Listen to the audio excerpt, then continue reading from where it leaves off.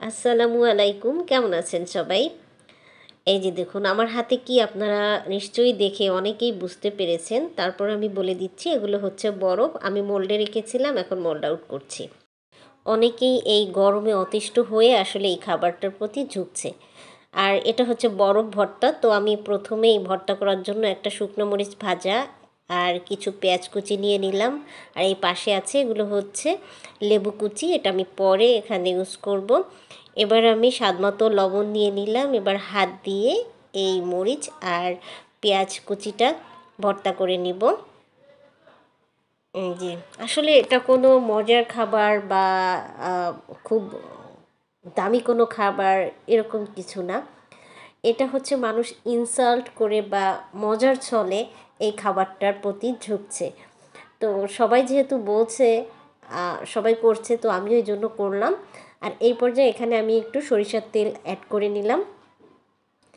এই যে দেখুন। আর এখানে আমি এখন যে লেবু কুচিটা ছিল সেই লেবু কুচিটা অ্যাড করে দিলাম।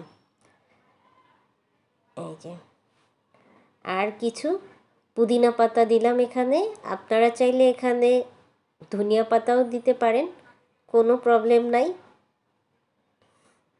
এই যে দেখুন, এখন আমি এখানে যে বরফগুলো রেখেছিলাম মোল্ডে সেই বরফগুলো বের করে নিচ্ছি। এই যে দেখুন, আর আমার বরফগুলো একটু ফ্লাওয়ার শেপের, দেখতে ভালো লাগছে। এই যে আমি এখন সবগুলো মোল্ড আউট করে নিচ্ছি। আর বরফ, আমরা জানি বরফ হচ্ছে একটা শক্ত বস্তু। আমরা আইসক্রিম যেটা খাই সেটা আলাদা একটা ব্যাপার, ওটা একটা ক্রিমি ক্রিমি ভাব থাকে, সফট থাকে, তো ওটা খাওয়া যায়।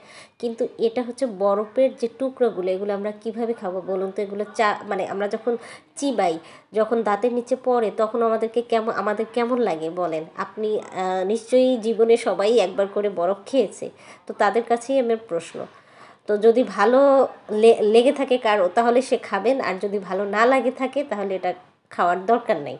আর যাদের দাঁতে পোকা আছে তাদের কথা তো বাদই দিলাম, তাদের কাছে বরফ যে কী সেটা তারাই ভালো জানে।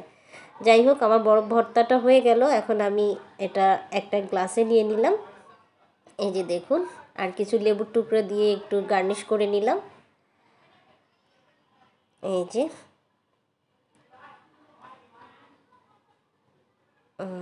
সবগুলোই আমার এখন নেওয়া হয়ে গেল গ্লাসে। আর আমি এটা একটু পরে, যখন আমার গার্নিশ করা হয়ে যাবে সুন্দর করে, তখন আমি এটা খেয়ে নিব। আর এখানে আরেকটা ফুল দিয়ে দিচ্ছি। এই ফুলগুলো হচ্ছে আমার গাছের, গার্নিশের জন্য আমি এই ফুলগুলো ইউজ করি। এই যে দেখুন, দেখতে কেমন হয়েছে। এটা আমি এখন বসে বসে খাবো। দেখি কয়েক টুকরা খেতে পারি।